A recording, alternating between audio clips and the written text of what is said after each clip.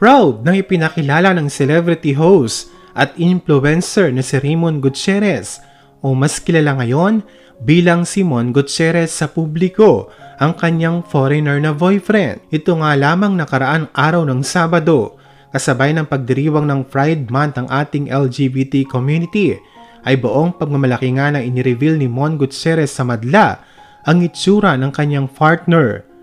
Nagbahagi si Mon sa kanyang Instagram account ng larawan kung saan ay makikita siya at ang kanyang partner na magkahawak kamay na naglalakad sa isang beach. Maliban dito ay nagbahagi din si Mon ng photo booth snaps kung saan ay makikita naman na nag-kiss sila ng kanyang partner at may post na "Celebrate your love, Happy Pride Philippines" saad ng celebrity host influencer. Makikita naman na nakatag sa post na ito ni Mon ang username na Robert William na inuha nga ng publiko. Ito nga ang pangalan ng partner ng celebrity host. Mapapansin din na nag-reply nga ng katagang "I love you" sa post na ni Mon, si Robert William.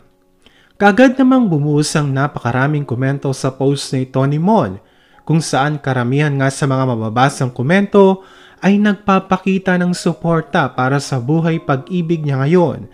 At ito ay mula nga sa kanyang mga kapamilya, kaibigan at mga tagahanga. "Happy for you" ang mababasang komento ng kakambal ni Mon na si Richard Gutierrez. So happy for you, can't wait to meet him" ang naging komento naman ng kaibigan niyang aktres na si Ann Curtis.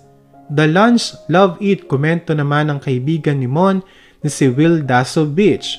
Samantala, mula nga nang i-post si Mon Gutierrez ang naturang larawan at proud ngang isa publiko ang pagkakakilanlan ng kanyang partner ngayon, ay agad nga itong nakatanggap ng mahigit na 40,000 likes at reaksyon.